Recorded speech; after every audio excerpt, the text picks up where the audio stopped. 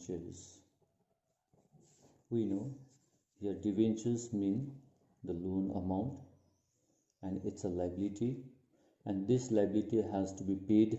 Redemption means to repay the amount. Now repay to whom? Repay the amount to the debenture holder. So this repayment of amount of debenture to the debenture holders is called redemption. Now what we need to know about the redemption is redemption. These three things that we need to know about the redemption. Number one, time of redemption. That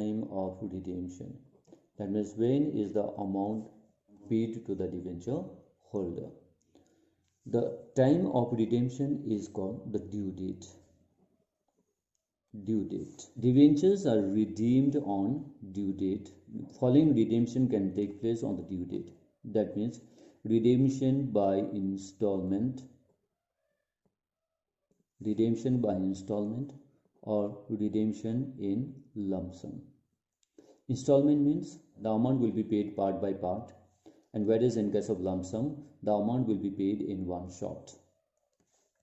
However, debentures can also be paid before the due date. But in which case? In case of purchase from the open market. I'll explain the meaning of this later. So next, another point that you need to keep in mind is amount of redemption. The amount. What is the amount to be paid? So in case of lump sum, I would say lump sum and installment. In case of method of redemption, that is lump sum or installment, amount to be paid depends on the term of issue.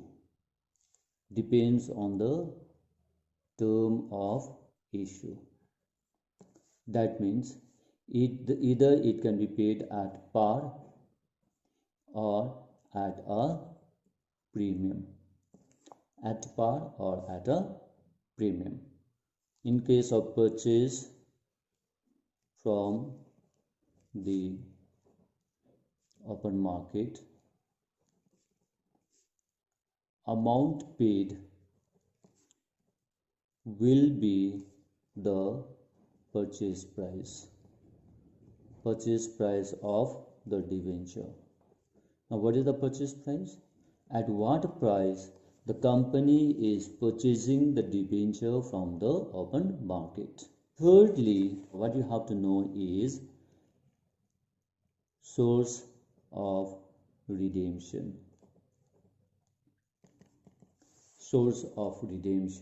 Debentures may be redeemed out of these three sources. Number one is out of capital. If it is out of capital, no amount will be transferred from profit. That means no reserve will be created.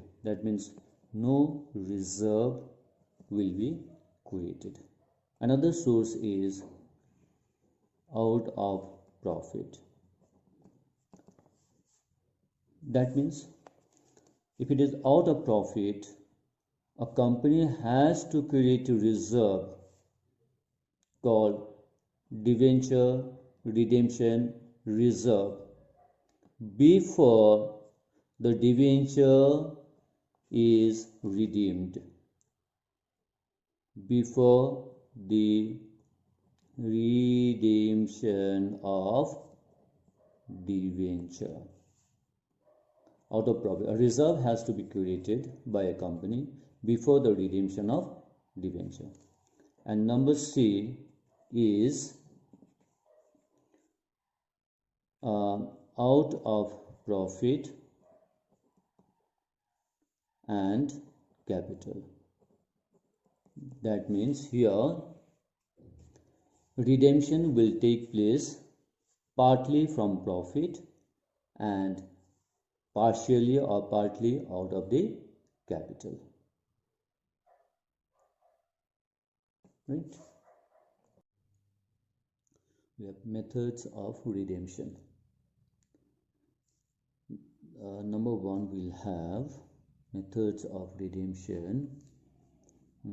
Redemption can take place in lump sum.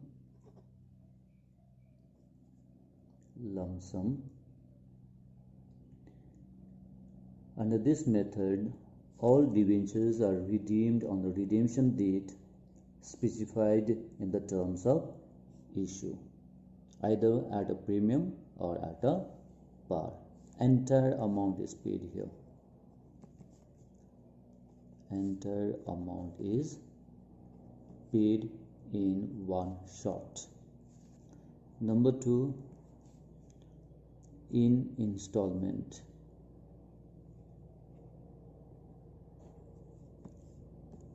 In installment.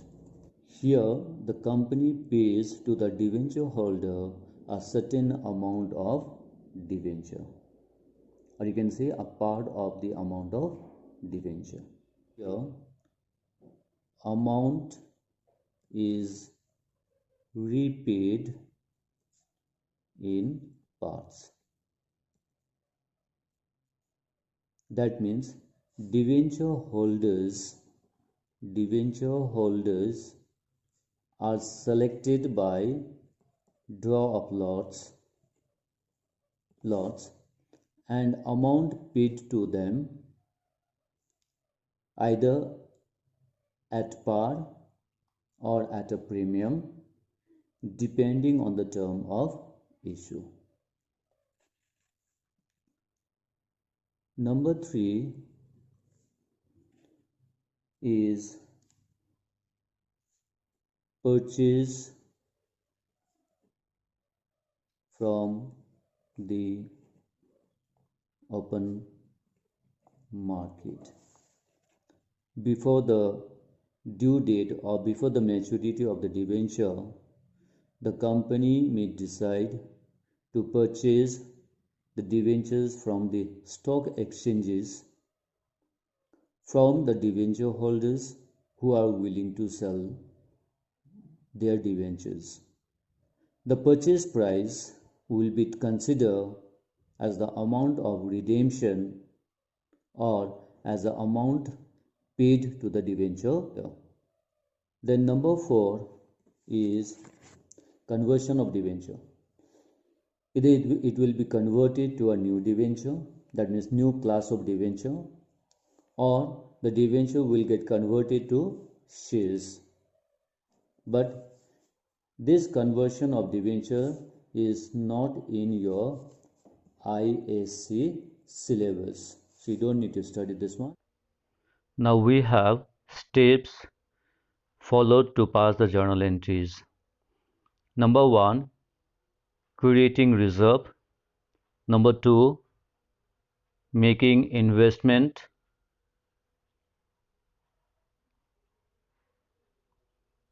Number three, realizing investment. That means the investment made in number two will be realized in number three. 4, we'll have the entry for payment to be made to debenture holders. That is, this is redemption, amount redeemed. So you will have two entries here, one for amount due or due amount, another one for amount paid.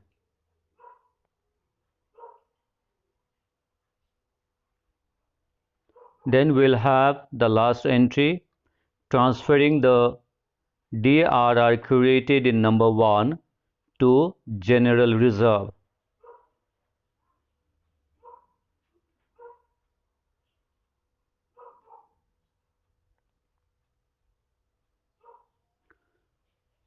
So these steps 1, 2, 3, 4 and 5 are required to be followed while doing the journal entries.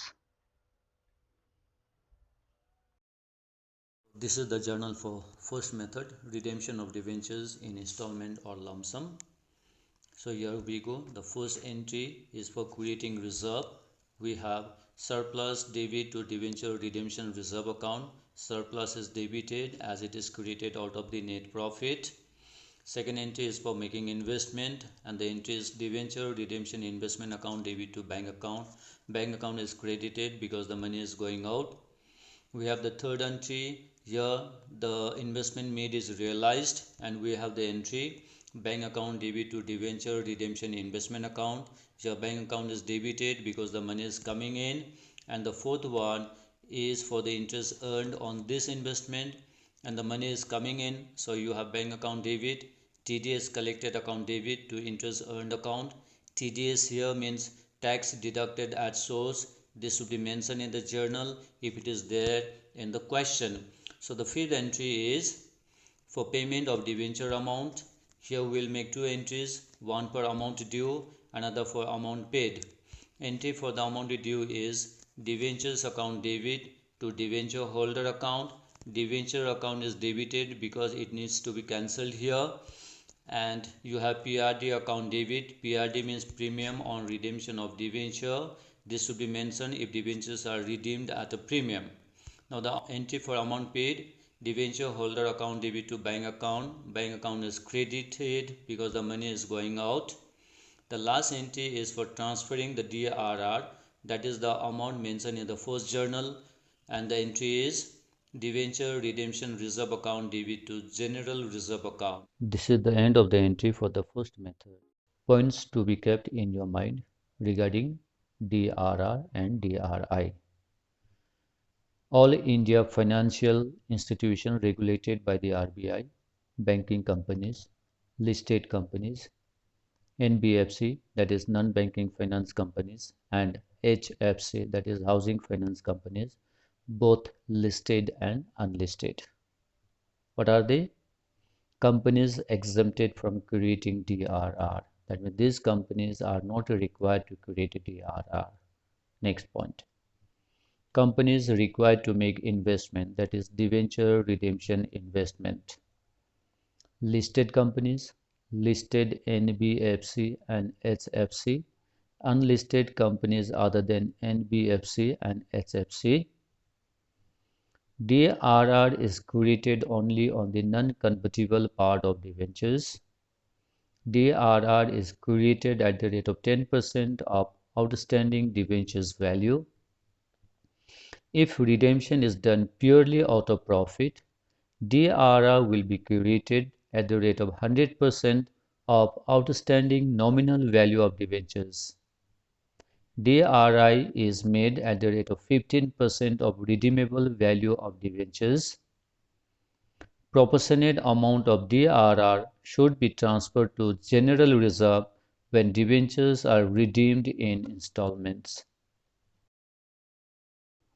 Now let's see how to calculate DRR and DRI amount by taking an example. On 1st April 2014, Brock Private Limited issued 8,009% debentures of ₹100 each at par to be repaid at 5% premium in 3 yearly installments as follows.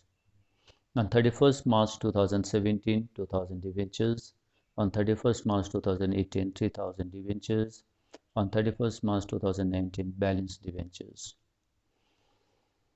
Now here we have amount of debenture redemption reserve required and amount of debenture redemption investment required.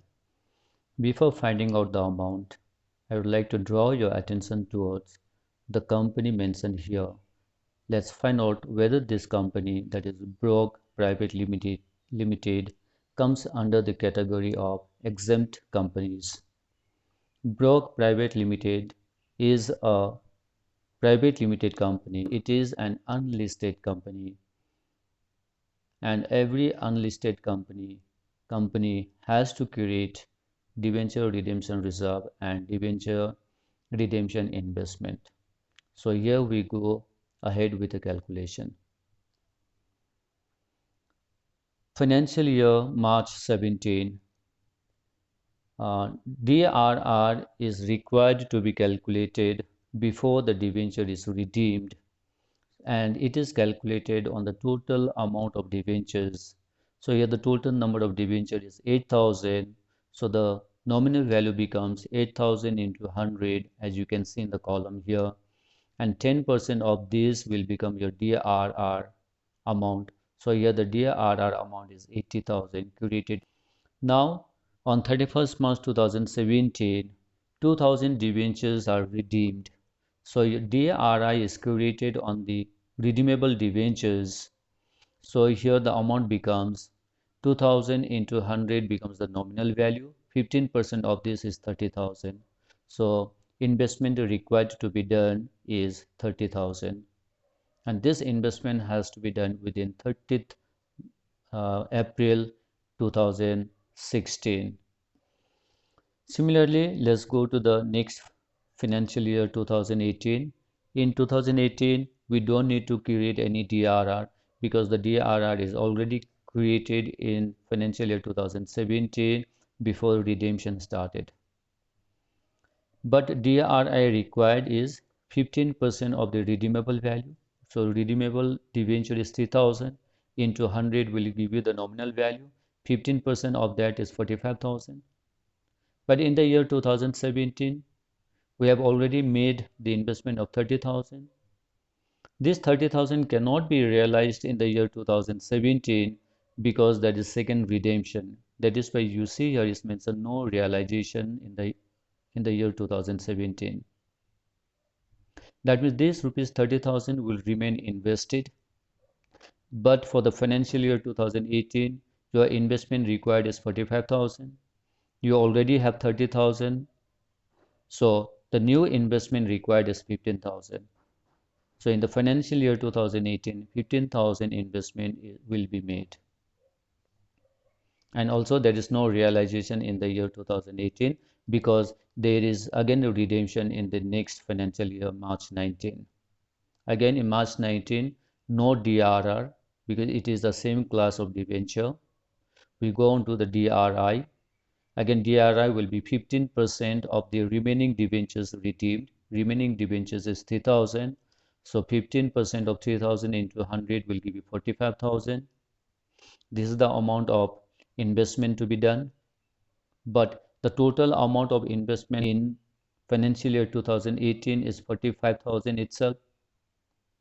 So investment to be done in the financial year 2019 is nil because this amount is already there, it's already existing. So you don't need to have any new investment. But yes, the entire debentures have been redeemed. So the amount which is invested, that is 45,000, can be realized now. So we have a realization of 45,000. This is how the calculation for DRR and DRI is done.